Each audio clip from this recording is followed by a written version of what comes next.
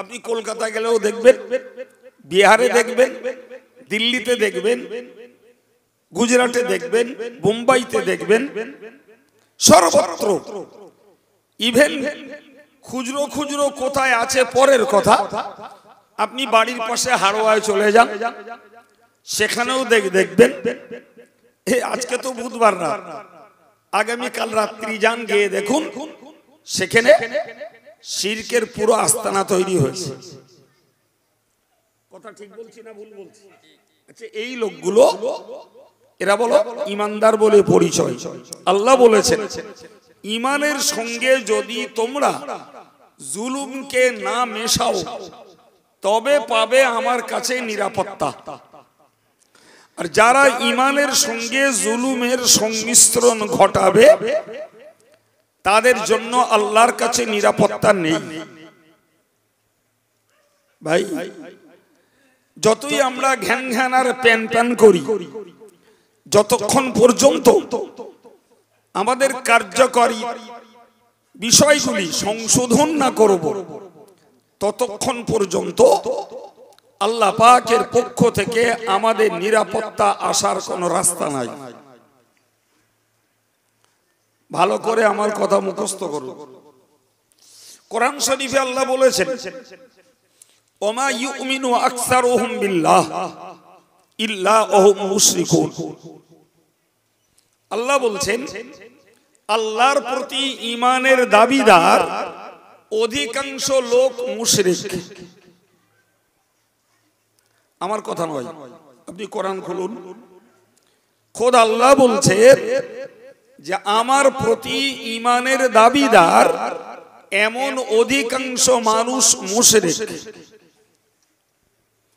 আচ্ছা, যে কথা আল্লাহ বলেছেন এর উল্টো হওয়ার রাস্তা আছে?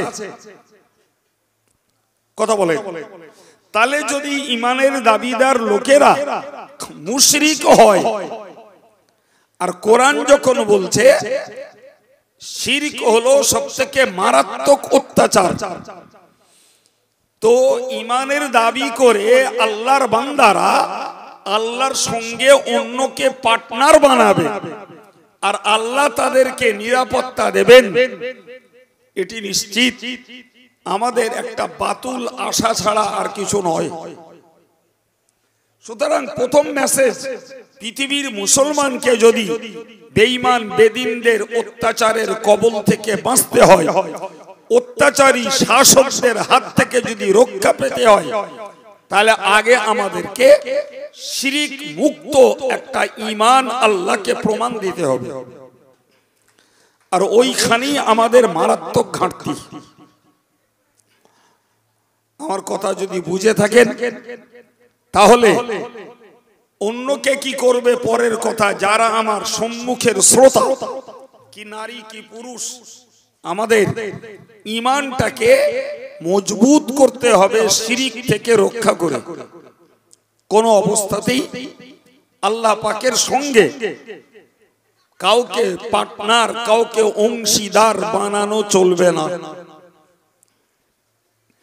সম্মানিত ভাইরা, মনে রাখুন, একদিকে যেমন এটা আমি বললাম এটা একটা শিরক, যে আল্লাহ ছাড়া অন্য কাউকে সিজদা করা, ঠিক ওই জায়গায় দাঁড়িয়ে মনে রাখুন আমার রুজি আল্লাহ ছাড়া কেউ দিতে পারে, আমার রোগ আল্লাহ ছাড়া কেউ সুস্থ করতে পারে, আমাকে আল্লাহ ছাড়া কেউ সম্মানিত করতে পারে, আমাকে আল্লাহ ছাড়া কেউ সন্তান দিতে পারে, আমাকে আল্লাহ ছাড়া কেউ অপমান করতে পারে, আল্লাহ ছাড়া আমাকে কেউ মৃত্যু দিতে পারে, আল্লাহ ছাড়া আমার কেউ জীবন রক্ষা করতে পারে।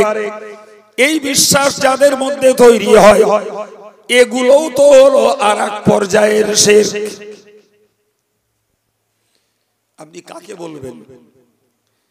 খোদ পাশের দেশ বাংলাদেশ, সেখানে শিরকের বড় বড় আস্তানা, একাত্তানা।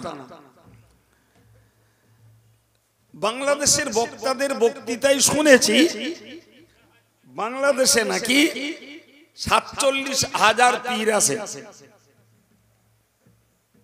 আর 47,000 পীরেদের নিজেদের জায়গায় লোকেরা যে পীরের পায়ে সেজদা করছে, জ্যান্ত পীর বলে দাবি করে বসে আছে, আর মেয়ে ছেলে বেটা ছেলে তার পায়ে যে সেজদা করছে, মেয়ে ছেলে হোক আর বেটা ছেলে হোক, পীর সাহেব তাদের পিঠ চাপড়াচ্ছে। আমার কথা কিছু বুঝতে পারছেন কি? আচ্ছা, এরাও কি শিরক থেকে মুক্ত মনে হচ্ছে? হ্যাঁ না বলেন? এটাও কি শিরক থেকে মুক্ত? কথা বলছেন না কেন? না। তাহলে যেমন আল্লাহ ছাড়া অন্য কাউকে সেজদা করা যায় না, তেমন যে গুণের মালিক আল্লাহ, ওই গুণ আল্লাহ ছাড়া তা সৃষ্টির কারোর মধ্যে রয়েছে, এটা কখনো ইমানদার মনে জায়গা দিতে পারে না। কথা ক্লিয়ার? আমি সব বাদ দিয়ে দুটো কথা আপনাদেরকে বলছি। নাম্বার 1, আচ্ছা বলেন, মুসলমানদের এটা ইমানের অঙ্গ যে আল্লাহ হলেন রুজির মালিক, এটা আমাদের দাবি, আমরা বলে থাকি।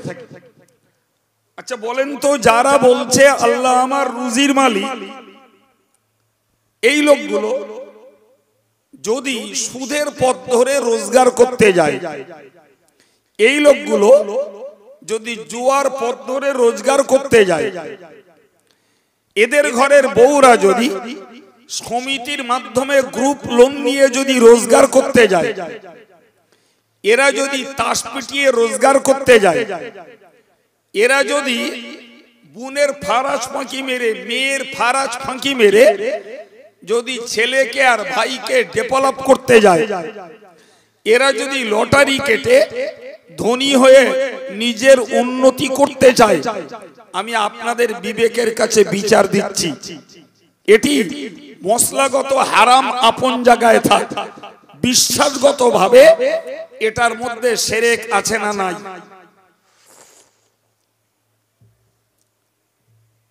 আমি কি জঙ্গলে কথা বলছি না কবর খোলা? আমার কথা বুঝছেন কিছু?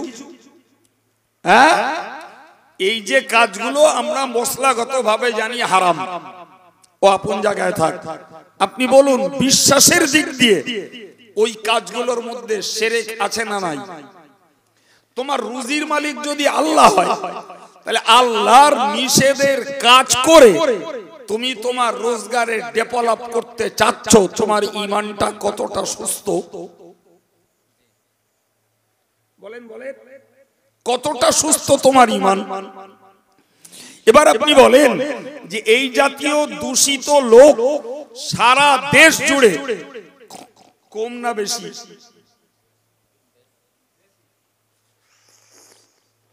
বেশি। তাহলে এরাও হারামের সঙ্গে বিজড়িত, এরাও শিরকের সঙ্গে বিজড়িত। এই জন্যই আল্লাহ বলেছেন, অধিকাংশ আল্লাহর প্রতি ঈমানের দাবিদার এরা মুশরিক। খোদা আল্লাহর কথা। সম্মানিত ভাইরা আমার, ভেবে বলুন, একজন যদি বাড়িতে একটা চাকর রাখে, কিছুদিন পরে ওই চাকরটা বাড়ির মালিকের কথা মতো চলে না, মালিক তারে বেতন দেয়, জামা কাপড় দেয়, খাওয়া দেয়, রোগের চিকিৎসা দেয়, আর সে মালিকের কথাকে অগ্রাহ্য করে নিজের স্বেচ্ছাচারিতা আর স্বাধীনতার সঙ্গে চলে। মালিক যখন সিদ্ধান্ত নেয় একে রাখবো না, ওই অবাধ্য ও শৃঙ্খল চাকরটার পক্ষে গ্রামের 20টা যুবক যে মালিককে হুমকানি দিয়ে এলো, এ খাটতেও পারবে না, তোমার কথাও নেবে না, এর বেতন, এর পোশাক, এর চিকিৎসায় থাকার ব্যবস্থা তোমার দেওয়া লাগবে। ভাই, যদি পর্যায়টা এই হয়, তাহলে আপনাদের বিবেচনা কি ওই মালিকটার প্রতি অত্যাচার করা হচ্ছে না হয় না? ভাই আমরা যখন মায়ের গর্ভে ছিলাম, এই পৃথিবীতে আমাদের থাকবার একটা সময়কাল নির্ধারণ হয়েছে, ওই পর্যন্ত আল্লাহ আমাদেরকে থাকতে দেবেন। এখন সেই আল্লাহর পৃথিবীতে বাস করছি, জমিনের উৎপন্ন ফসল খাচ্ছি, সূর্যের তাপ নিচ্ছি, মুক্ত বাতাস থেকে অক্সিজেন নিচ্ছি, আর ওই আল্লাহর প্রতি জুলুমবাজি করে আল্লাহর হুকুমকে লঙ্ঘন করে আমরা চলছি। আপনি বলেন, আল্লাহর খেয়ে আর ইবলিসের গেয়ে সেই পৃথিবীতে সময় মতো বাস করে, এটা কি আল্লাহর প্রতি জুলুমবাজি করা হচ্ছে না? এ অপরাধীর সংখ্যা দেশ জুড়ে কম না বেশি? বেশি। সম্মানিত ভাইরা আমার, কোরআন বলছে, আমি কোরআনের বাস্তবমুখী তাফসীর বুঝুন। ঈমান যারা এনেছে আর ঈমানের সঙ্গে জুলুম যারা মেশায়নি, এদেরকে আল্লাহ নিরাপত্তা দেবেন। কিন্তু ঈমানের সঙ্গে যারা জুলুমকে মিশিয়েছে, এদের প্রতি আল্লাহ পাকের কোনো জিম্মাদারি, কোনো দায়িত্ব নাই। এখন আমাদের উপায়, সারা বিশ্ব জুড়ে 200 কোটি বর্তমানে মুসলমান। ভালো করে খোঁজ করলে দেখতে পাওয়া যাবে, যদি 50 কোটি দিনদার আল্লাহওয়ালা হয় এবং নিজেকে যদি সমস্ত রকমের শরীয়ত বিরোধী কাজ থেকে নিজেকে রক্ষা করে চলে, তো 150 কোটি মুসলমান তো খিচুড়ি। 50 কোটি মুসলমান যদি আল্লাহওয়ালা হয়, তো 150 কোটি আল্লাহ ভোলা। আপনি বলবেন, হুজুর আমরা কেমনে বুঝবো? কোথাও বুঝতে যেতে হবে না, আপনি আপনার গ্রামে দাঁড়িয়ে মূল্যায়ন করুন। নারী পুরুষ নির্বিশেষে আপনার গ্রামের মুসলিম জনসংখ্যা কত? এই মুসলিম জনসংখ্যার সাবালেগ সাবালিগা নারী আর পুরুষ, এরা ধর্ম করে কতটা আর না করে কতটা? আপনার গ্রামটাকে আপনি যদি সার্ভে করেন, আমি আমার গ্রামটাকে যদি সার্ভে করি, তো ওইখানেই রেজাল্ট খুঁজে পাওয়া যাবে। যদি নারী পুরুষ নির্বিশেষে 1/3, 3 ভাগের 1 ভাগ যুবক যুবতী বৃদ্ধ বৃদ্ধা, এরা যদি ধর্ম করে, বাকি 2 ভাগ ধর্ম ধার ধারে না। আর যদিও কেউ ধর্মের খাতায় নাম তোলে, অধর্মের কালিতে গোটা জীবনটা কালিময় হয়ে রয়েছে। তো এক জায়গার অঙ্ক কষলি বাকিগুলো আন্দাজ করা যাবে। সারা পৃথিবীর খোঁজ নিতে হবে না তো ভাই? তাহলে এই যদি হয় বাস্তব চিত্র, তাহলে আমরা বিজাতির কাছে মার খাই, গাল শুনি, আর লাঞ্ছিত হই, বঞ্চিত হই, অধিকারকে কেড়ে নেয়। আর আমরা নিয়ম অনুযায়ী, দেশের নিয়ম অনুযায়ী আমরা মিটিং করি, মিছিল করি, সভা করি, সমাবেশ করি, সরকারের বিরুদ্ধে সুপ্রিম কোর্টে কেস করি। এগুলো রাষ্ট্রীয় নিয়ম। মূলত আল্লাহর মদদ যদি না আসে, তাহলে আমাদের এই কান্না চোরের মায়ের কান্না মনে মনে, এই ছাড়া অন্য কিছু হবে না বাপ, কিচ্ছু হবে না। লেকচার মেজার জি, কারণ আমাদের জন্য খোদার রহমতের দরজা বন্ধ হয়েছে।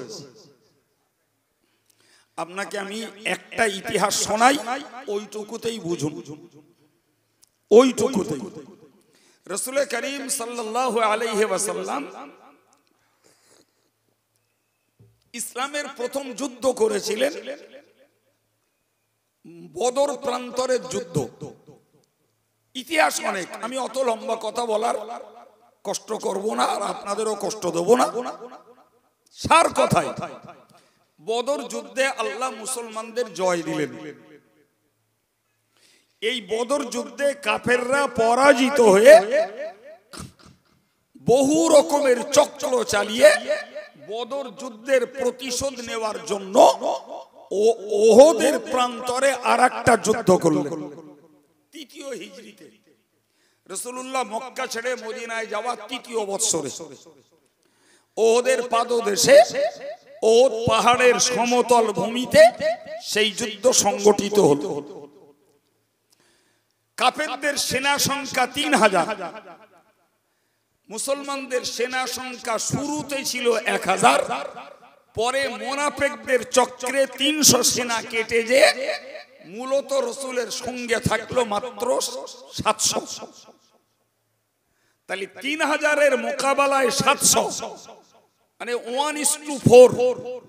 একটা ইমানদার তো 4টে কাফের। সম্মানিত ভাইরা আমার, মনে রাখুন মহান আল্লাহ কোরআন শরীফে বলেছেন, ইয়াকুনু 20 সাবিরুনা ইয়াগলিবু মিয়াতাইন। হে আমার বান্দা বান্দি, তোমরা মনে রাখো, তোমরা যদি ধৈর্যশীল 20 জন যদি ঈমানী সেনা হও, আমি আল্লাহ তোমাদেরকে কথা দিচ্ছি, তোমরা 200 জনের মোকাবেলায় জয়লাভ করতে পারবে। 200 জনের মোকাবেলায় 10 জন মানে 20 জন মানে 1:10। তার মানে 10 জনের মোকাবেলায় একটা ইমানদার যথেষ্ট। সুবহানাল্লাহ। এই চূড়ান্ত সিদ্ধান্ত স্বয়ং আল্লাহর। কোরআন শরীফে সূরা আনফালের ভিতরে মহান আল্লাহ এই কথা ব্যক্ত করেছেন।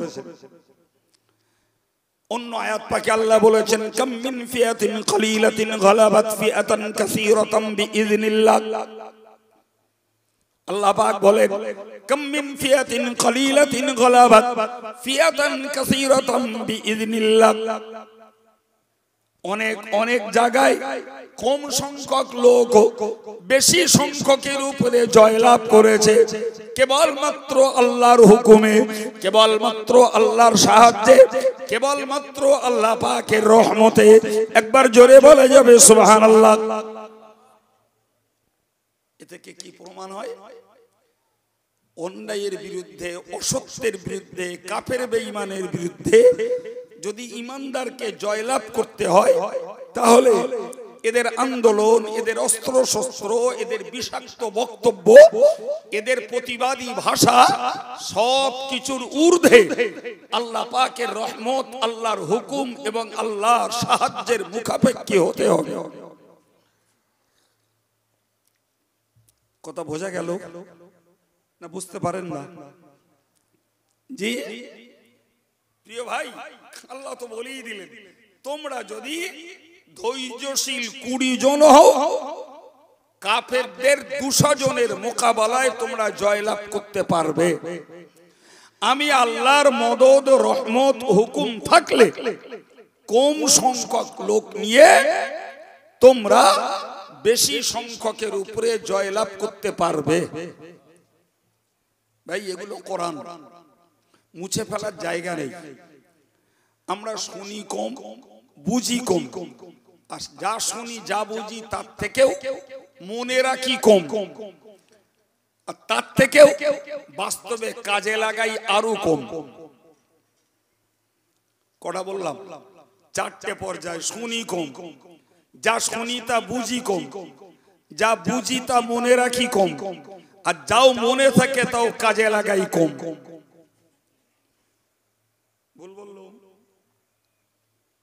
এবার বুঝুন, 3000-এর মোকাবেলায় 700 সেনা নিয়ে রাসূলুল্লাহ ওহদের রণাঙ্গনে, ওহদের যুদ্ধের ময়দানে নামলেন। যে দিকটা রাসূল করিম সাল্লাল্লাহু আলাইহি ওয়াসাল্লামের জন্য তথা মুসলমানদের জন্য কাফেররা ছেড়ে রেখেছে, সেই দিকটায় রয়েছে পাহাড়ের গিরিপথ। পাহাড়ের গিরিপথ, যারা ঘন পাহাড় দেখেছেন তারা গিরিপথ কাকে বলে বুঝতে পারবেন। তার মানে এদিকে পাহাড়, এদিকে পাহাড়, মাঝখান দিয়ে অল্প কিছু জায়গা, ওই পিছন দিক দিয়ে ঘুরে ঘিরে এই দিকটায় ফাঁকায় আসা যাবে। রাসূলুল্লাহ আগে দেখলেন ওহদের যে জায়গাটা মুসলমানদের দেয়া হয়েছে তার পিছনে আছে গিরিপথ। 50 জন দক্ষ তীর নিক্ষেপকারী সাহাবীকে রাসূল ওই জায়গায় দাঁড় করালেন, আর ওদের নেতা বানিয়ে দিলেন হযরত আব্দুল্লাহ ইবনে জুবাইর রাদিয়াল্লাহু আনহুকে। নির্দেশ দিলেন, যুদ্ধের জয় পরাজয় যেটাই ঘটুক, আমার নতুন নির্দেশ না আসা পর্যন্ত তোমরা এই জায়গা ছাড়বে না। রাসূল এই বলে দিয়ে যুদ্ধের ময়দানে নামলেন যুদ্ধ করতে। যুদ্ধের শুরু মুহূর্তে প্রথম আক্রমণে কাফেররা পরাজিত হলো। 3000 সেনা যুদ্ধের ময়দান ছেড়ে শুধু পালায়নি, মালপত্র ফেলে রেখে পালিয়েছে। সঙ্গে মেয়ে ছেলে ছিল, তারা কাপড় উঁচু করে দৌড়েছে বলে সহিহ বুখারীর হাদিসে এসেছে, কাপড় উঁচু করে দৌড়ে পালিয়েছে। তার মানে মুসলমানদের সম্মুখ খালি। ভাই, এখন ময়দানে যে মুসলমানরা ছিলেন ওনারা তখন গনিমতের মাল কুড়াচ্ছে, অর্থাৎ কাফেরদের ফেলে রেখে যাওয়া মাল কুড়াচ্ছে। আর ওই গিরিপথে যারা ছিলেন ওরা দিব্য আরামসে দাঁড়িয়ে দেখছেন যে এরা মাল কুড়াচ্ছে। এনাদের মনে চিন্তা হয়েছে যে এই যে মাল এরা কুড়াচ্ছে, হয়তো যিনি যেটা কুড়াবেন সেটা তার হয়ে যাবে। অতএব আমরা না কুড়িয়ে দাঁড়িয়ে আছি, আমরা তাহলে তো মাল পাবো না। এনারা চিল্লাতে লাগলেন আল গনিমাতু আল গনিমা, অর্থাৎ যুদ্ধের পড়ে পাওয়া মাল, যুদ্ধের পড়ে পাওয়া মাল। এই বলে এনারাই গিরিপথের 50 জন আওয়াজ তুলেছেন। নেতা তখন বললেন যে আমি আপনাদেরকে গিরিপথ ছেড়ে যাওয়ার অনুমতি দেব না। রাসূল আমাকে নিষেধ করেছেন, যুদ্ধের জয় পরাজয় যেটাই ঘটুক এই জায়গা ছাড়া যাবে না। সম্মানিত ভাইরা আমার, এই 50 জনের ভিতরে দুটো দল হলো। 40 জন মাল কোড়াবার জন্য নেতার কথা অমান্য করে গিরিপথ ছেড়ে দিয়ে ময়দানে নেমে পড়ল। থাকলো মাত্র 10 জন। কাফেররা ওই দিক দিয়ে বেরিয়ে গেল।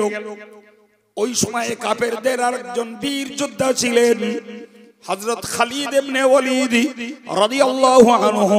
তিনি তখনও মুসলমান হননি। এই খালিদ ইবনে ওয়ালিদ ওই দিক দিয়ে বেরিয়ে গিয়ে 400 কাফের সেনা নিয়ে পিছন দিক দিয়ে ঘুরে এই গিরিপথে আক্রমণ করে 10 জনকে এক মুহূর্তে শহীদ করে দিলেন। ময়দান তখন খালি। এরা পিছন দিক দিয়ে গেল, এদিকে সামনে মুসলমান আর এর সামনে কাফের যারা তখন পালাচ্ছে। খালিদ ইবনে ওয়ালিদ পিছন দিক দিয়ে যে আওয়াজ তুলে দিল, আর অধিককার মুসলমানেরা তখন, অধিককার কাফেররা তখন এই দিকে ফিরল। তার মানে দুদিকে কাফের, মাঝখানে মুসলমান। তুমুল মার খেলো, শুধু মার খাইনি, এমনকি হযরত হুযায়ফা বলছেন আমার আব্বা ইয়ামানকে মুসলমানরাই মেরেছে। আমি এত চিল্লাচ্ছিলাম, এটা আমার আব্বা, তোমরা মেরো না, কিন্তু ওরা আমার কথা নেয়নি। লাম ইয়াহতাজিজু, তারা তলোয়ার মারা থেকে বিরত হয়নি। মুসলমানের তরোয়ারের আঘাতেই আমার আব্বা ইয়ামান শহীদ হয়েছে। কাফেররা তো কাফেররা, এমন লন্ড ভন্ড কাণ্ড তৈরি হয়েছে, মুসলমানকে মেরেছে, চিনে ফেলার মতন তখন আর পরিস্থিতি নেই। ভাই, ঐতিহাসিকরা এই বিষয়টাকে নিয়ে বিরাট গবেষণা করেছেন যে মুসলমানদের কপালে এত দুর্যোগ, এত বিপর্যয়, এত লাঞ্ছনা, এত অপমান এবং জেতা যুদ্ধে পরাজয়ের কালি পড়ে গেল। কারণ একটাই, এরা নিজেরা গবেষণা করে নবীর নির্দেশকে লঙ্ঘন করেছে। নবীর আদেশকে অমান্য করেছে নিজেদের ইজতিহাদে, নিজেদের গবেষণায়, নিজেদের চিন্তা ভাবনায়।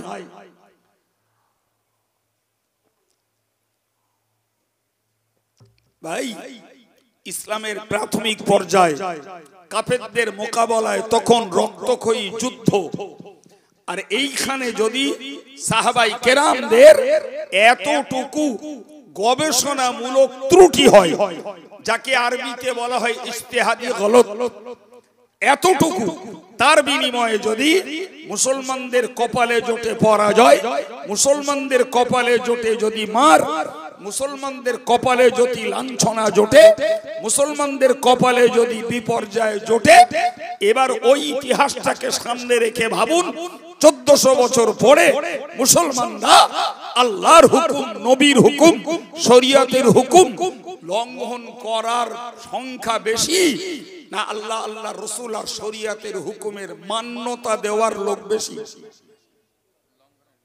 কোনটা? কথা বলে, লঙ্ঘন করার লোক বেশি না কম?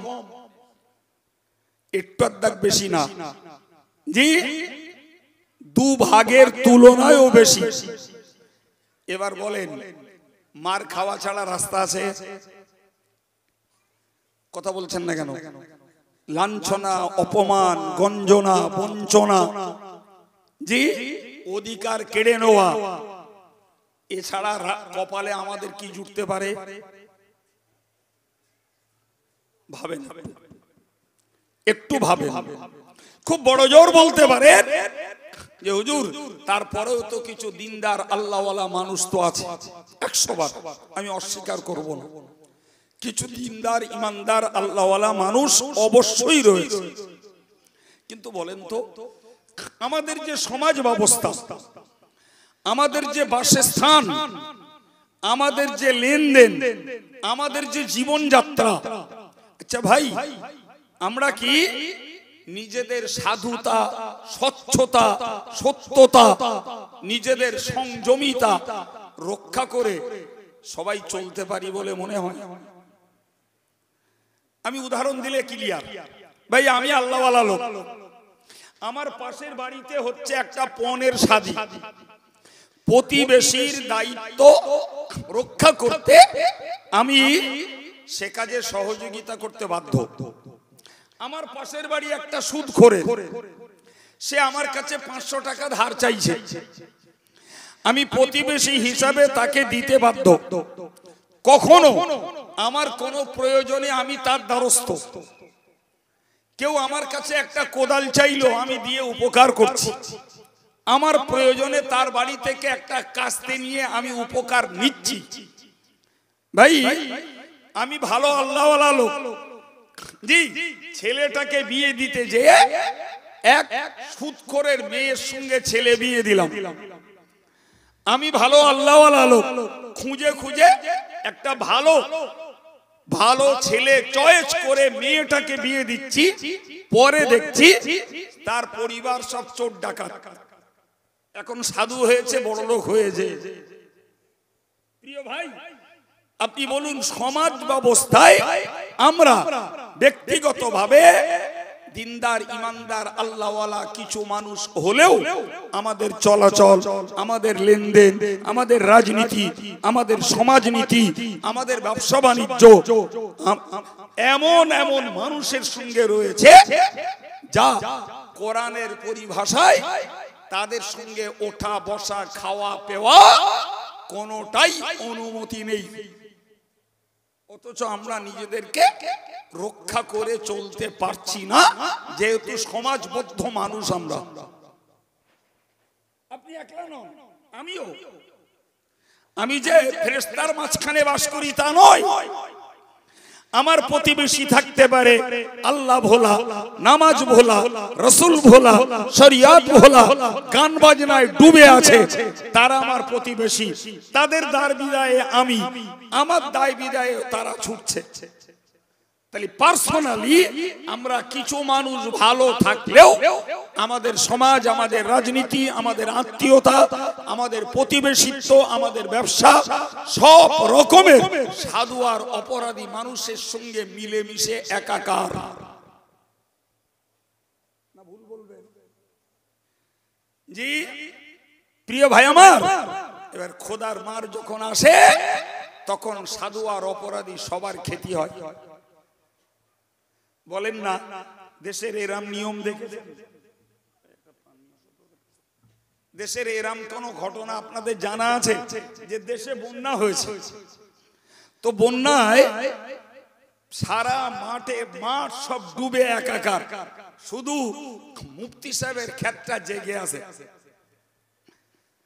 দেশে আমফান হয়েছে তো সবার গাছপালা ভেঙে লোপাট হয়ে গেছে, শুধু হাই সাহেবের গাছগুলো আস্ত আছে। হাই সাহেব লোক তো। দেশে খরা হয়েছে, জি খরাটা খোদার গজব, ও আমফান এক গজব, বন্যা এক গজব।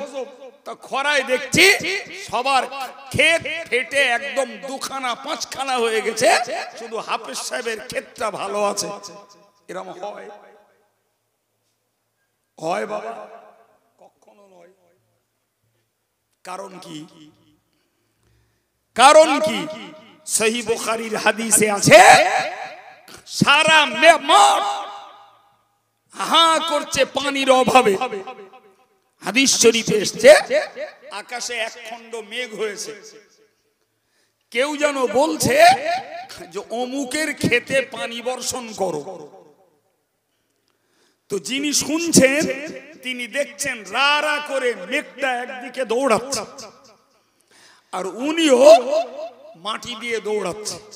কিছুটা দূরে যেয়ে দেখছে একটা ক্ষেতে, একটাই ক্ষেতে মুষলধারে বৃষ্টি হচ্ছে।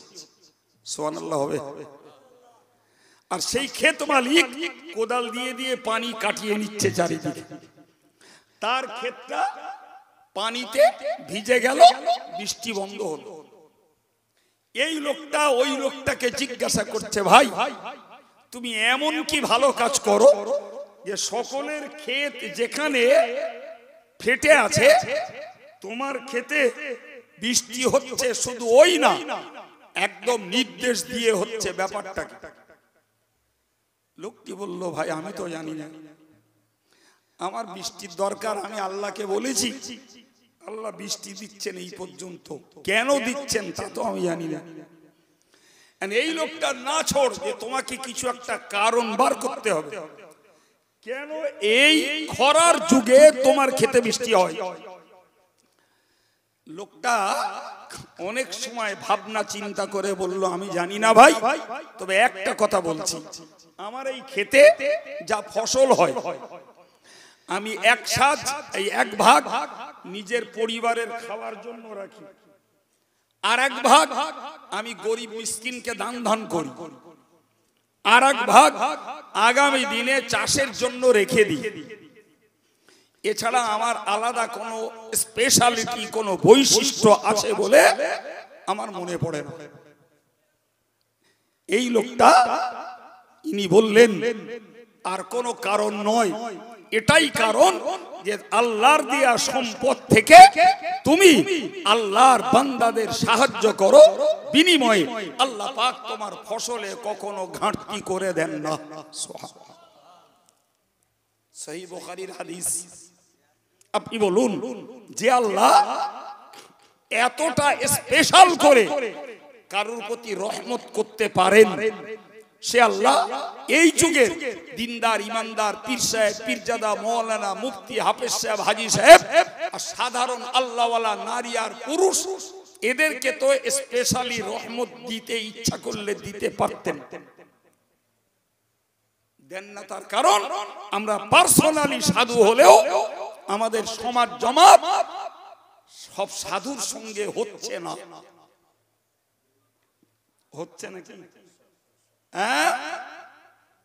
আপনি যদি 100টা বিয়ে দেখেন, আন্দাজে বলছি 80টা বিয়েই পণের লেনদেন আছে।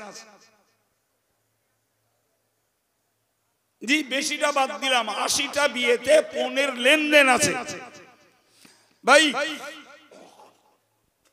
ইসলামী শরীয়তে পণের শাদী খাওয়া হারাম।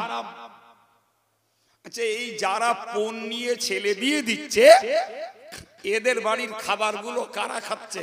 বিড়ালে না কুত্তায়? কথা বলে না, খাচ্ছে কারা? মানুষে খাচ্ছে না শুধু, সেখানে শুধু ফাসেক ফাজের বদকাররা নেই, সেখানেও রীতিমতো আল্লাহওয়ালা দাড়িওয়ালা টুপিওয়ালারাও যথারীতি তৃপ্তির সঙ্গে খাচ্ছে। আপনি কি দেখেছেন ভাই? আমার মেয়ের বিয়েতে ব্যালেন্স ঠিক রাখার জন্য শ্রী কোম্পানিদের দাওয়াত করছি, ওদের সঙ্গে ওঠা বসা, ওদের সঙ্গে রাজনীতি করি, ওদের সঙ্গে সমাজ জমাত জি না করলে কেরাম দেখাচ্ছে বাপের সবরেসানিতে। ও যখন ওর বাবা শ্রাদ্ধ করছে, এও ব্যালেন্স ঠিক রাখার জন্য শ্রাদ্ধ খেয়ে আসছে। ভুল বলছি নাকি? বলেন কেমনে আসবে আল্লাহর রহমত? শোনেন, ছোট্ট দুটো হাদিসের কথা বলি। একটি হাদিস এসেছে, আল্লাহু ইলা জিবরাইল আলাইহিস সালাম আন ইকলিব মদিনাতান কাযা ওয়া কাযা। আমার আল্লাহ পাক জিবরাইলের কাছে ওহী নাযিল করে বললেন, ও জিবরিল, ওই গ্রামটাকে তুমি মাটি ছাড়া করে উঁচু করে তোলো। কতটা উঁচুই, কতটা উঁচুই সেটা পরে বলছি।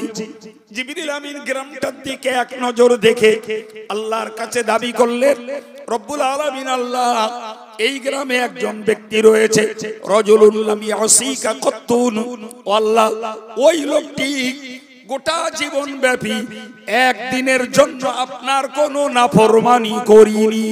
সুবহানাল্লাহ। একটা দিনের জন্য আপনার অবাধ্য হইনি, আপনার নাফরমানি করিনি, তো আপনার নির্দেশ আমি পালন করব, আপনি একটু অনুমতি দেন ওই লোকটাকে গ্রাম থেকে বাইরে বার করে দিয়ে তারপরে গ্রামটাকে উল্টে দিয়ে। জিবরাইলের এটি আবদার, আবেদন কার কাছে? যে আল্লাহ ওই শহরটাকে উল্টে দিতে বলেছেন সেই আল্লাহর কাছে। আল্লাহ পাক পাল্টা অর্ডার জারি করলেন, আনিকলিব আলাইহি ওয়া আলাইহিম। বলে এই জিবরিল, তোমার ওই আবদার আমার কাছে গ্রান্টেড নয়, তুমি শহরটাকে উল্টে দাও। গোটা শহরবাসীর উপরে যেমন এই শহরটা ঘাড়ে পড়বে, ওই লোকটার ঘাড়েও যেন পড়ে। জিবরাইলের আর কিছু করার আছে? প্রথমটা ছিল আবদার, আবেদন।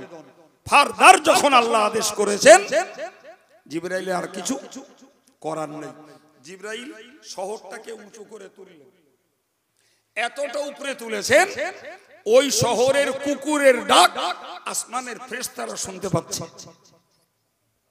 কত দূর সে? এখান থেকে কাঠিয়াট পর্যন্ত কুকুরের ডাক কত দূর যায়? রাতের আন্ধারে 1 কিলোমিটার 1.5 কিলোমিটার ফাঁকা মাঠের আওয়াজ শোনা যেতে পারে, কিন্তু দিনের বেলা অল্প একটু। তো এতটা উঁচে তুলেছেন জিবরিল আমিন যে আসমানের ফেরেশতারা কুকুরের ডাক শুনতে পাচ্ছে। এবার আল্লাহ বললেন, জিবরিল ওই শহরটাকে উল্টিয়ে ছেড়ে দাও। আপনি বলুন, আচ্ছা এই লোকগুলো ওই শহরটা ওইখানে তুলে উল্টো করে ছেড়ে দিলে আস্তে আস্তে মরবে না জমিনে পড়ে মরবে?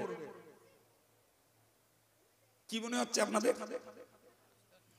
ভাই আস্তে আস্তে না, বিজ্ঞানীদের বক্তব্য অনুযায়ী জমিন থেকে 52 মাইল পর্যন্ত বায়ুমণ্ডল পাওয়া যায়। পৃথিবী থেকে 52 মাইল পর্যন্ত বায়ুমণ্ডল পাওয়া যায়। এর ঊর্ধ্বে কোন মানুষ স্বাভাবিক শ্বাস প্রশ্বাস নিতে পারে না।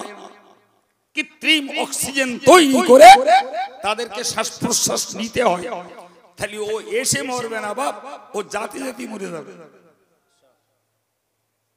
ঠিক না বল? জিবরাইল আল্লাহর হুকুম পালন করলেন, মরা তো মরা, সেই শহরের মানুষ পশু যারা ছিল সব ছিন্ন বিচ্ছিন্ন হয়ে গেল। জিবরিল আমিন এবার আল্লাহরে বললেন, আল্লাহ আমি আপনার হুকুম পালন করেছি, কিন্তু আমার মনের ভিতর থেকে এখনো ওই মানুষটার প্রতি দরদ আন্তরিকতা এখনো আমার অন্তর থেকে যায়নি। যে লোকটাকে আমরা দেখছি যে আপনার একটা হুকুম লঙ্ঘন করে না, সেই লোকের উপরে এই গজব কেন? আল্লাহ বললেন, শোনো জিবরিল, তুমি যেটি দেখেছো ওটা ঠিক, কিন্তু ওই লোকটা আরেকটা দিক দেখো, লাম ইয়াতামাআর ওয়াজহুহু ফিয়া, ওই লোকটা এদের মাঝে কাটিয়েছে, এরা পূর্ণ অপরাধী, ওই লোকটা এদের সঙ্গে মিলে মিশে কাটিয়েছে, কিন্তু আমাকে কেন্দ্র করে এই লোকটা ওদের সঙ্গে কোনোদিন রাগ দেশ মুখ কালাকালি মুখ বলা বলি অন্যায়ের প্রতিবাদ কিচ্ছু করিনি, ফলে ওরা অপরাধ করে যে শাস্তির উপযুক্ত এই লোকটা অপরাধীদের সঙ্গে মিলে মিশে একাকার থাকার জন্য সমান অপরাধে অপরাধী। এবার বলে আমরা সাধু হয়ে খোদার গজব থেকে পার্সোনাল আল্লাহওয়ালা হয়ে সমাজজীবী সামাজিক জীব হিসাবে একাকার জীবন যাপন করে আমরা আল্লাহর গজব থেকে বাঁচতে পারি? কথা বলছেন না কেন? রাস্তা আছে? হ্যাঁ, কি হবে বাপ? সম্মানিত ভাইরা আমার, আমি আর একটা কথা শুনিয়ে আমার আলোচনা ছাড়বো। জীবনে কখনো শুনে থাকতে পারেন, একবার স্মরণ করি মনে করে আমার সাবজেক্টটাকে বুঝে নিন। ভাইরা আমার, নবী দাউদ আলাইহিস সালামকে আল্লাহ দিয়েছিলেন জবুর কিতাব, কণ্ঠে দিয়েছিলেন সুমধুর ইলহাম।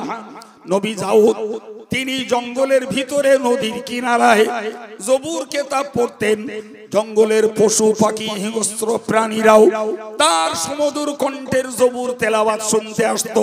এমনকি গভীর সমুদ্র থেকে মাছগুলো পর্যন্ত নদীর কিনারায় চলে আসতো জবুরের কণ্ঠে, দাউদের কণ্ঠের জবুর শুনবার জন্য। ওই সম্প্রদায়েরা তারা ভেবেছিল আমাদেরকে মাছ ধরতে গভীর সমুদ্রে নামতে হয়, যেটা অনেক রিস্কেবল, জীবন হানিকর কষ্ট। এই মাছগুলো যখন নদীর কিনারায় আমরা পেয়ে যাচ্ছি, আরামসে এদেরকে ধরে নেব। ওরা যখন ধরলো, আল্লাহ পাক ওদেরকে নিষেধ করলেন যে এই জবুর শুনতে আসা মাছগুলোরে তোমরা ধরো না। এরা জবুর শুনে চলে যাবে গভীর সমুদ্রে, তোমরা ওরা চলে গেলে তোমরা যত প্রকারে পারো মাছ ধরো। কোরআনের হুকুম অনুযায়ী মৎস্য শিকার করা জায়েজ, সুতরাং মাছ ধরো, ওতে আমার আপত্তি নেই। কিন্তু যারা আমার জবুর শুনতে আসছে এদেরকে ধরা হবে না। এরা আল্লাহর সঙ্গে চাতুরতা করে এই গভীর সমুদ্র থেকে একটা ক্যানেল কেটে নিয়ে, খাল কেটে নিয়ে ভিতরে ঢোকালো। মাছগুলো আরো কাছ থেকে শোনার জন্য ওই ক্যানেলের ভিতরে ঢুকলো। এরা শনিবারে সন্ধ্যাবেলা, শনিবারে উনি জবুর পড়তেন, শনিবারে সন্ধ্যাবেলা ক্যানেলের মুখ আটকে দেয়, রাতটা কাটায়, রবিবারে মাছ ধরে। আল্লাহ পাক প্রথম নিষেধ করেছিলেন বার উল্লেখ করে, হে দাউদ তোমার কওমের লোকদের বলো এরা যেন শনিবারে মাছটা না ধরে, কারণ তিনি শনিবারেই জবুর পড়তেন। ওরা বলল, দাউদ আল্লাহ নিষেধ করেছেন শনিবারে মাছ ধরতে, তো আমরা তো শনিবারে ধরছি না, আমরা ধরছি রবিবারে। জি ভাই, মানুষ কত চতুর হয়েছে, কত চতুর। এ যুগের ঘুষ হয়েছে উপঢৌকন, জি এ যুগের সুদ হয়েছে একটা লোভ বংশ। সুদ আর বলে না, বলছে লোভ বংশ। ঘুষ আর বলে না, বলে এগুলো উপঢৌকন। কথা বুঝতে পারছেন কি ভাই? আল্লাহ পাক বললেন শনিবার হোক আর রবিবার হোক জবুর শুনতে আসা মাছগুলোরে ধরা হবে। ওরা তখন বলল যে আমরা একবার হুকুম মেনেছি, দ্বিতীয়বার আর মানতে পারবো না। নাউজুবিল্লাহ বলেন। আমরা শনিবারের হুকুমটা মেনেছি, রবিবারের হুকুম আমরা আর মানতে পারবো না। আল্লাহ পাক নবী দাউদকে বললেন তোমার কওমের লোকদেরকে বলো ওদের উপরে আমার গজব আসবে। নবী দাউদের কওম কর্ণপাত করলো না, ভুরুক্ষেপ করলো না, গজব আসবে দেখা যাবে। মাছ ধরতে লাগলো। নবী দাউদ ওদেরকে বারবার সজাগ করলেন যে আল্লাহ গজব দেবে, তোমরা সাবধান হও। ওরা হলো না। আল্লাহর গজব কি এলো? ওরা রাতের বেলা একদিন খেয়ে দিয়ে শুলো, সকালবেলা দেখছে কোন বাড়ি থেকে লোকজন কেউ বার হচ্ছে না। নবী দাউদ তার মান্নেওয়ালা ঈমানদারদেরকে চেক করতে পাঠালেন, যাও তো দেখে এসো ব্যাপারটা কি।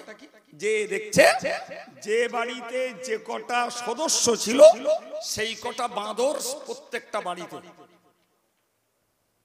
বুড়ো লোকটা বুড়ো বাঁদর, বুড়িটা বুড়ি বাঁদরি, ছোঁড়াটা ছোঁড়া বাঁদর, ছুঁড়িটা ছুঁড়ি বাঁদরি, যে কটা করে সদস্য সেই কটা করে বাঁদর আর বাঁদরি প্রত্যেকটা ঘরে।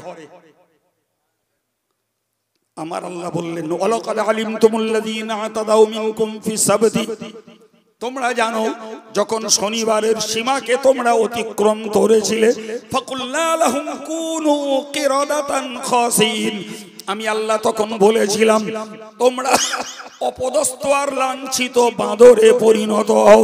মুফাসসিররা লিখছেন ওই বাঁদর অবস্থায় থাকাকালীন 3 দিন থাকার পরে 70,000 মানুষ বাঁদর হয়ে মৃত্যুবরণ করলো।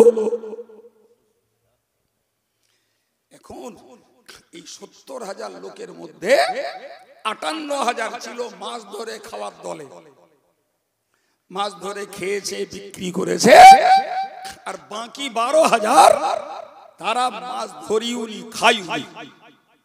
নবী দাউদ আল্লাহর কাছে আপিল করলেন, আল্লাহ 58,000 মাছ ধরেছে, বিক্রি করেছে, খেয়েছে, এরা বাঁদর হয়ে মরেছে, এদের নিয়ে আমার কোনো জানার ব্যাপার নয়, কিন্তু এই 12,000 কেন বাঁদর হলো?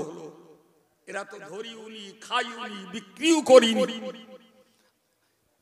তাফসীর কারকেরা এক কথায় লিখেছেন ওই 12,000 বাঁদর হয়ে মরার কারণ একটাই, যে এরাও ওই 58,000-এর সঙ্গে মিলেমিশে দিন যাপন করত। ওরা আল্লাহর হুকুম আমার হুকুম লঙ্ঘন করে জবুর শুনতে আসা মাছ ধরেছে, ওরা মানা করিনি। মাথায় কিছু ঢুকছে বাপ? জি, দেশের কথা বলা তো দূরের কথা, ঘরের কথা বললেও আমরা আসামি। ছেলে যদি তাস পেটে, বাপের সেখানে নিষেধ নেই। বউ যদি বেপর্দায় ঘরে, বউ যদি বিয়ে বাড়ি যায়, ছেলের মার্কেট করতে যায়, স্বামীর সেখানে কোনো হস্তক্ষেপ নেই। মেয়ে যদি পরকিয়া করে বেড়ায়, সেখানেও আমার বাধা দেওয়ার মতো যোগ্যতা নেই। প্রিয় ভাইরা আমার, তাহলে গোটা দেশের হিসেব নিতে হবে না, পরিবারের হিসেব নিলে দেখা যাবে আমার পরিবারের ওয়ান ম্যান পারসন আমি আল্লাহওয়ালা, আমার গোটা পরিবার আল্লাহ ভোলা, সেখানেও আমার বাধা বিপত্তি আর তাদের শরীয়ত বিরোধী কার্যকলাপের উপরে আমার হস্তক্ষেপ নেই। এবার বলুন খোদার গজব এলে আমরা রেহাই পাই কিভাবে? কি বলছেন? এই যুগের মানুষের চিন্তা ভাবনা, আমরা যা করব ওতে হাত মারলে হবে না। তুমি হুজুর এসে বক্তৃতা করে চলে যাও, কোনো আপত্তি নেই, তবে আমাদের চাল চলনে ঘা দিলে হয় হুজুর তোমার দাওয়াত আর হবে না, আর আজকে যাই এসো ভালো পয়সাও পাবা না, এরপরে তোমার রিটার্ন টিকিট কেটে দেবো, আর যাতেই সবাই না আসতে পারো। বেয়াদবির ক্ষমা চেয়ে বলছি ভাই রে, বহুত ধার্মিক পরিবার আমি জানি যাদের ঘরের বউরা আর মেয়েরা নায়িকার সাজ সেজে বিয়ে বাড়িতে যাচ্ছে। এমনকি মৌলানার উপস্থিতি, হাফেজ সাহেবের উপস্থিতি, হাজী সাহেবের উপস্থিতি, একটা মৌলানা হাজী সাহেব হাফেজ সাহেবের পরিবারের বিয়ে, সেখানেও মেয়ে ছেলে আনাগোনার বন্ধ নাই। এই কথা বলছেন না কেন? ও বন্ধ করার মুরদ নেই। এক প্যান্ডেলে বসে খাচ্ছে করিমির বউ, রহিমির বউ, ওদারে খাচ্ছে মঈনুদ্দিন খলিল। মনে হচ্ছে কোনটা যে কার সে আর ভাগ করে পাওয়া যাবে না, মনে হচ্ছে সব জানো একটা আর একটা। এক প্যান্ডেলে খাচ্ছে, একসঙ্গে সেলফি তুলছে, একসঙ্গে এক গেট দিয়ে পার হচ্ছে যুবতী মেয়েরা আর ঘরের সাজোয়া বউরা। খোঁজ করুন ওই মেয়ার বউগুলো দিনদার ধার্মিক আল্লাহওয়ালার বউ, তাতে কোনো অংশে কম নেই। কথা বলেন, পরের প্রতিবাদ কি করবি রে বাবা? নিজের ঘর সামলানোর মুরদ মুসলমান হারিয়ে ফেলেছে। শুধু ঘ্যান ঘ্যান আর প্যান প্যান করলে হবে? জি, এরা দোষ করছে, ওরা দোষ করছে, সরকার অত্যাচার করছে। জি, বাহ্যিক ভাবে কথা সত্য, কিন্তু আভ্যন্তরীণ ভাবে আমরা তো মার খাচ্ছি, লাঞ্ছিত হচ্ছি, বঞ্চিত হচ্ছি, অধিকার থেকে ছিনিয়ে নিচ্ছে।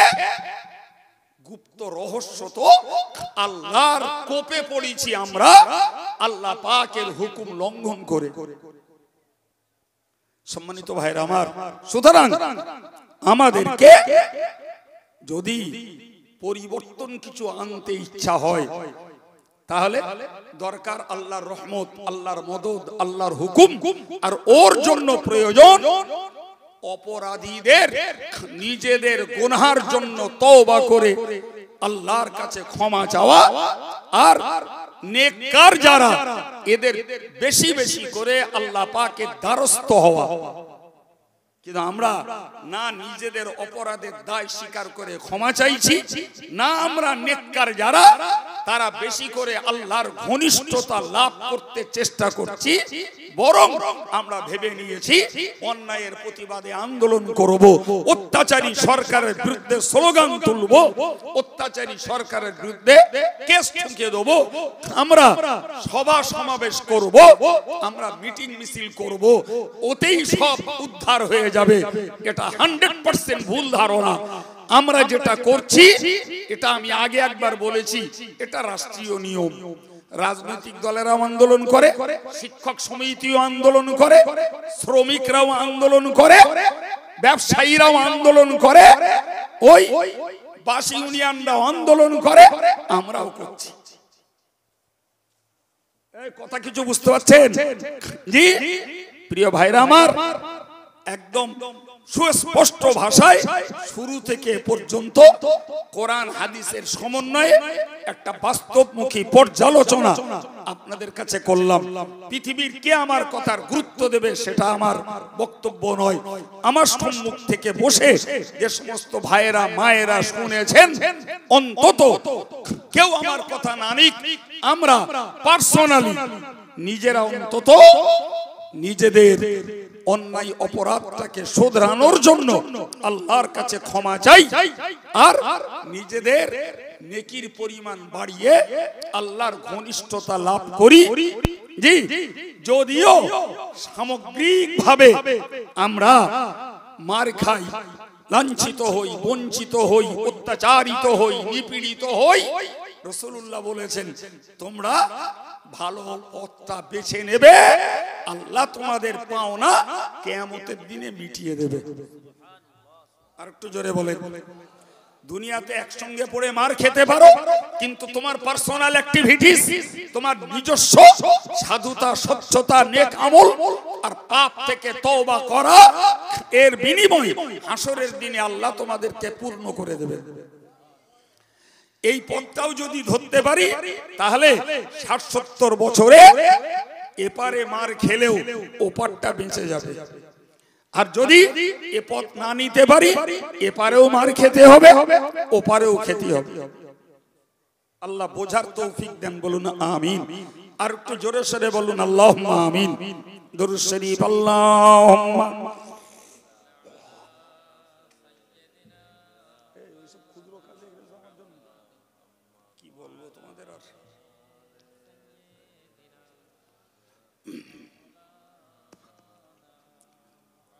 সম্মানিত ভাইরা, আমি আমার আলোচনায় রোগ আর রোগের প্রতিষেধক ঔষধ দুটোই বলেছি।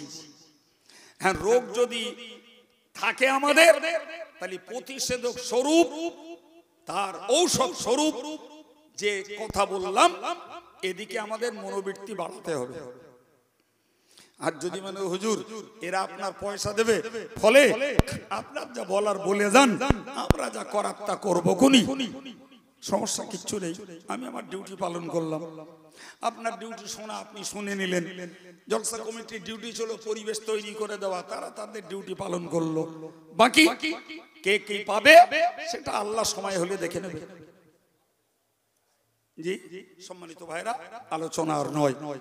জি, এরা আমার উপরে দাবি রেখেছে মডেল মাদ্রাসার জন্য আপনাদের কাছ থেকে একটু সহযোগিতা পেতে আমি আলোচনা এখানেই সমাপ্ত করছি। একটু দাবি রাখছি মডেল মাদ্রাসার জন্য নগদ 200, 500, 1000, 20, 50 যিনি যেমন পারেন একটু হাত বাড়ান। যদি মনে কাছে নেই, মডেল মাদ্রাসার দ্বারাই অন্তত আমাদের বাচ্চাগুলোর ভিতরে ইসলামী শিক্ষাটুকু ঢুকছে, তাহলে একটু সহযোগিতার হাত বাড়ান। এইটুকু দাবি আপনাদের কাছে রাখছি। যত দ্রুত এইটুকু পূরণ করবেন, আখিরি দোয়া মোনাজাত হবে। صلوا عليه وآله اللهم صل على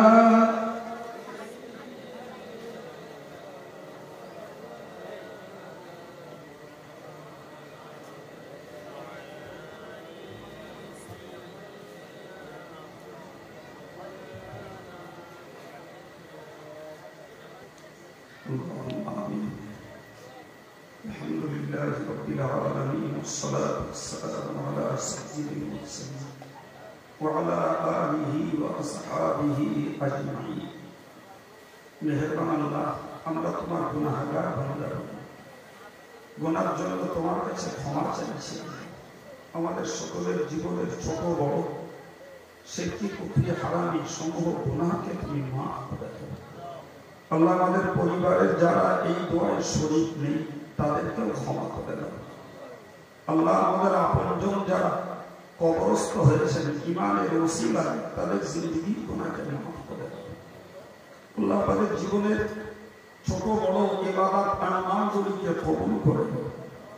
খাস করে আল্লাহ, আজকের এই কোরআন প্রচারের পক্ষে, কোরআনের তালিমের পক্ষে আজকের এই ওয়াজ ও ইসালের সওয়াবের মাহফিলটাকে কবুল করে দাও। আল্লাহ, শুরু থেকে এ পর্যন্ত ওয়াজ নসিহত, দোয়া, দরুদ, তাসবিহ, তাহলিল, নবীর দরবারে সালাম শরীফ, তাবারুকের ব্যবস্থাপনা, আল্লাহ তোমার বান্দা বান্দীদের নগদ দান, ওয়াদা দান সমূহকে কবুল করো। আল্লাহ, যারা সব বস্তুকে চড়া মূল্যে ক্রয় করেছে, আল্লাহ কোরআনের পক্ষে তাদের এই প্রতিশ্রুতিকে তুমি কবুল করো। আল্লাহ মেহেরবান আল্লাহ, এসবের বিনিময়ে তুমি খুশি হয়ে যাও। তুমি সন্তুষ্ট হলে আমাদের সকলের শ্রম সার্থক হবে। আল্লাহ, তুমি যদি কবুল না করো সব বেকার হয়ে যাবে। আল্লাহ, তোমার জাত পাকের কাছে মিনতি, আমাদের ক্ষুদ্র এই দিনের পক্ষে মেহনতকে তুমি কবুল করো। খুশি হয়ে তোমার করুণার ভান্ডার থেকে যে সওয়াব তুমি নসিব করো। সর্বাগ্রে মোদের প্রাণ প্রিয় রাসূল রাহমাতুল লিল আলামিন হুজুরের পাক রূহে বখশিশ করে দাও। হুজুরের আওলাদ, আজওয়াজে মুতাহহারাত, সাহাবায়ে কেরাম, তাবেঈন, তাবা তাবেঈন, পীরায়ে তরিকাত, বুজুর্গানে দ্বীন হুজুরদের রূহে সওয়াব পৌঁছে দাও। तमाम দুনিয়ার যে ইনসান ঈমান নিয়ে যারা পরলোক গত সকলের রূহে সওয়াব বখশিশ করো। আল্লাহ, চার মাযহাবের ইমাম, চার তরিকার ওলিয়ে কামেল হুজুরদের রূহে সওয়াব পৌঁছে দাও। খাস করে আল্লাহ ফুরফুরা শরীফের দাদা হুজুর কিবলা তার আলাওয়ালাদ, তার খলিফা হুজুরদের রূহে সওয়াব পৌঁছে দাও।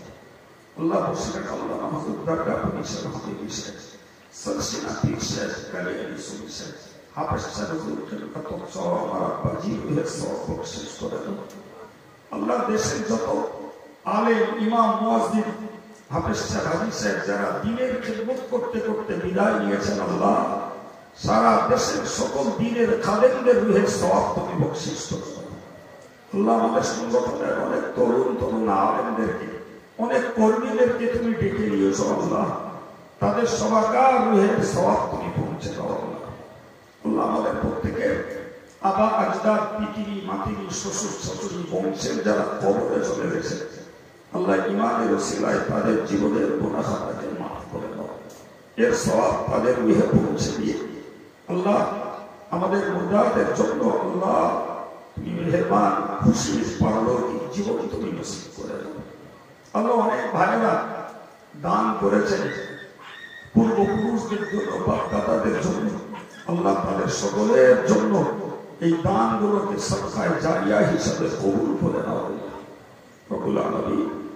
আল্লাহ এই গ্রামের প্রতিটি কবরস্থানে যত মুর্দা শায়িত রয়েছে আল্লাহ, কারোর কবরে যদি কষ্ট থাকে আল্লাহ, তুমি রহমান রহিম গফুর গফফার, তোমার অতীব দয়াশীল অতীব ক্ষমাকারী নামের ওসিলায় আল্লাহ তুমি দয়া করে তাদেরকে ক্ষমা করে দাও, আযাবের কবর থেকে নাজাত দিয়ে আল্লাহ সুখময় কবর জীবন তাদের নসিবে মঞ্জুর করো আল্লাহ।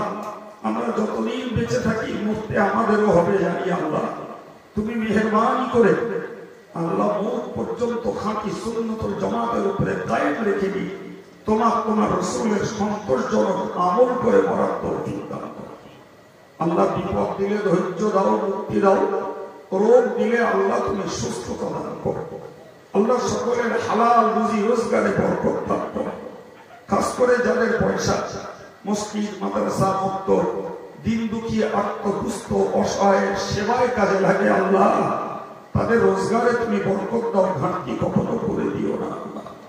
ইয়া আল্লাহ তোমার পাক দরবারে নিবেদন করি तमाम বিশ্বের মুসলমানদের আল্লাহ অন্যায় অপরাধকে মাফ করে দিয়ে তুমি জানমালের হেফাজত করো আল্লাহ। ভারতবর্ষের মুসলমানদের ইজ্জত এবং জানের হেফাজত তুমি করো।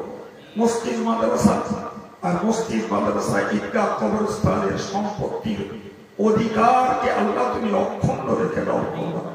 অত্যাচারী সরকারের কবল থেকে আল্লাহ মুসলমানের বাপ দাদাদের দানকৃত সম্পদকে তুমি হেফাজত করে দাও।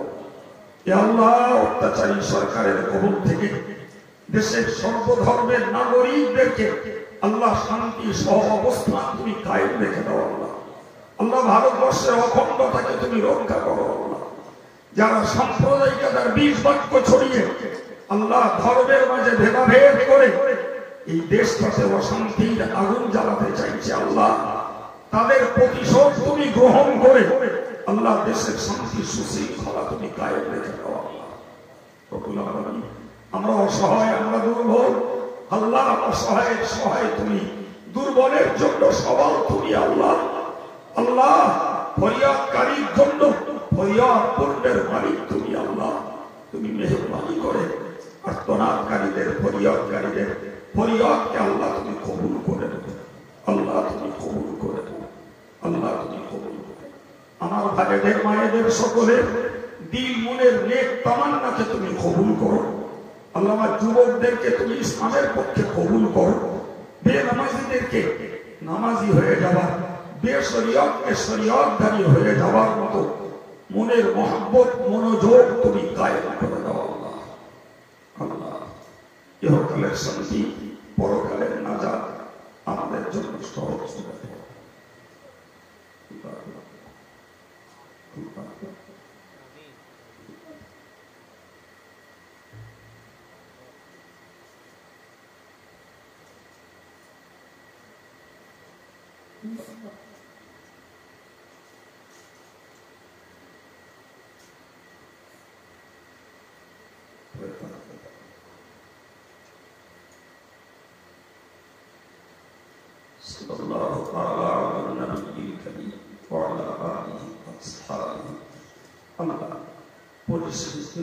এই মডেলের বক্তব্যটাকে কবুল করো।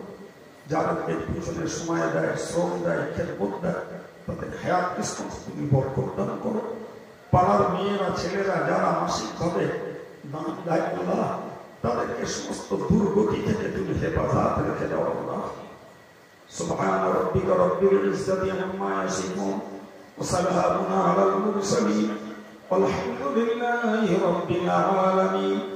ربنا تقبل دعاءنا ببركة هذه الكلمة الطيبة لا إله إلا الله محمد رسول الله। আসসালামু আলাইকুম। সকলকে দাওয়াত দেওয়া হচ্ছে, শান্তশিষ্টভাবে লাইন দিয়ে বসে যান, খাদিমদাররা তার বিতরণ করবে।